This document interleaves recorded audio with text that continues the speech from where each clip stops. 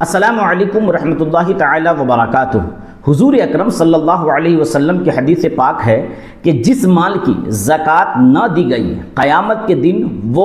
گنجا سانپ ہوگا، مالک کو دوڑائے گا، وہ بھاگے گا یہاں تک کہ اپنی انگلیاں اس کے منہ میں ڈال دے گا۔ یہ سرکار دو عالم کی حدیث پاک ہے۔ تو ایک بھائی نے یہ پوچھا ہے کہ اگر میرے پاس 10 لاکھ روپے ہیں اور میں نے 5 لاکھ روپے کسی کو قرض دے دیا تو میں کتنے روپے کا زکوٰۃ نکالوں گا؟ پورے 10 لاکھ کا یا جو میرے پاس ابھی 5 لاکھ موجود ہے صرف اسی کا نکالوں گا؟ یعنی قرض دیے ہوئے پیسوں کا مجھے زکوٰۃ نکالنا ہے یا نہیں نکالنا؟ بہت بہترین سوال ہے اور اس کا جواب بھی ہر شخص کو معلوم ہونا چاہیے، کیونکہ زکوٰۃ یہ فرض ہے۔ ہم جانتے ہیں کہ زکوٰۃ نکالنا یہ ضروری ہے، لیکن یہ مسئلہ قرض دیے ہوئے پیسے پر زکوٰۃ نکالنا ہے یا نہیں ہے آپ کو بہت کم جگہ سننے کو ملتا ہوگا۔ تو آپ اس ویڈیو میں آخر تک بنے رہیں تاکہ آپ کو اس مسئلے کی پوری جانکاری اچھی طریقے سے ہو جائے۔ انشاءاللہ میں آج کے اس ویڈیو میں بالکل دلیل کے ساتھ اس بات کو بتاؤں گا کہ جو پیسہ قرض دے دیا ہے ان پر زکوٰۃ ہے یا نہیں ہے۔ تو جو سوال پوچھا گیا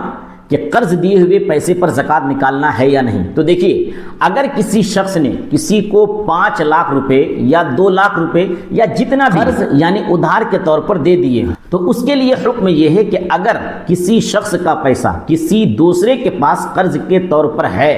تو اس پیسے کی زکوٰۃ اس شخص پر ہے جس نے قرض دیا ہے، یعنی جس نے قرض دیا ہے اس شخص کو زکوٰۃ ادا کرنا ہے۔ ایسا نہیں ہے کہ جس نے قرض لیا ہے اس کو زکوٰۃ ادا کرنا ہے، بلکہ جس نے قرض دیا ہے جو اس پیسے کا صحیح مالک ہے اس کو اس پیسے پر زکوٰۃ ادا کرنا پڑے گا۔ قرض دیے ہوئے پیسوں کی زکوٰۃ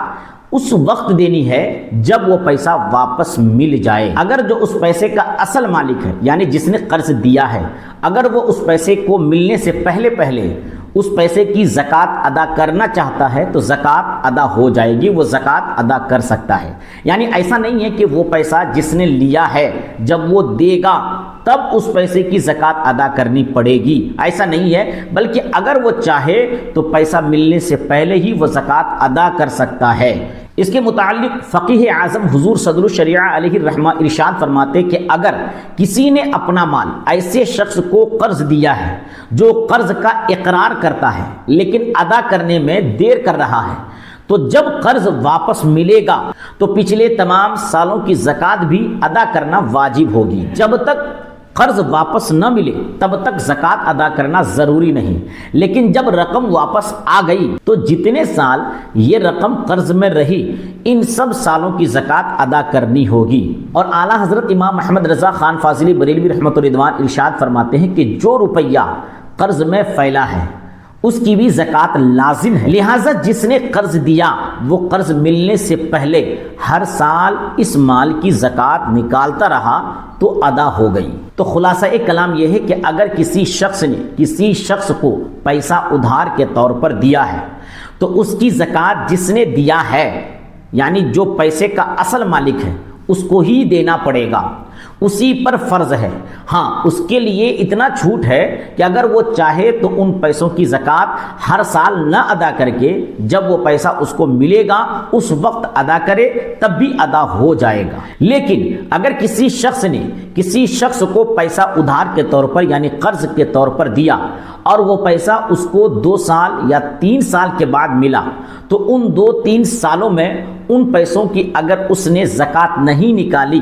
تو جب وہ پیسہ ملے گا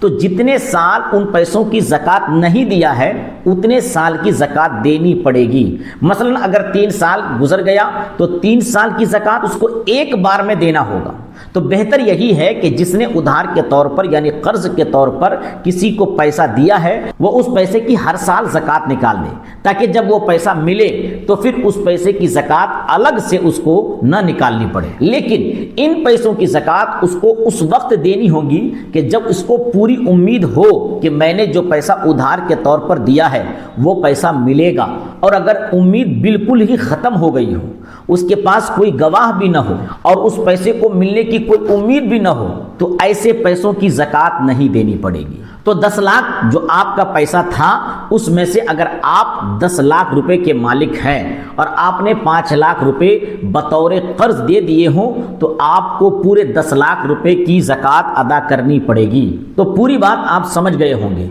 اگر اتنی امید ہے کہ وہ پیسہ ملے گا یا گواہ آپ کے پاس ہیں تو اس کی زکوٰۃ آپ کو دینی پڑیں گی، اور اگر آپ کو بالکل ہی امید ہی ختم ہو گئی ہے، نہ کوئی گواہ ہے نہ امید ہے، بالکل نا امید ہو گئے ہیں اس پیسے سے، تو ایسے پیسے کی زکوٰۃ آپ کو نہیں نکالنی پڑے گی۔ امید ہے کہ آپ کو آج کا یہ پورا مسئلہ اچھی طریقے سے سمجھ میں آ گیا ہوگا۔ تو یہ معلومات آپ کو کیسی لگی کمنٹس میں ضرور بتائیں، اور اگر آپ کے پاس بھی کوئی سوال ہو تو کمنٹس میں لکھ کر آپ ضرور پوچھ سکتے ہیں۔ تو آپ سے گزارش ہے کہ آپ اس ویڈیو کو زیادہ سے زیادہ دوستوں احباب تک شیئر کریں تاکہ ہر ایک کو اس مسئلے کی جانکاری ہو جائے، اور اگر ابھی تک آپ نے ہمارے چینل کو سبسکرائب نہ کیا ہو تو مستند جانکاری حاصل کرنے کے لیے ہمارے چینل کو ضرور سبسکرائب کر لیں۔ السلام علیکم ورحمۃ اللہ تعالی وبرکاتہ۔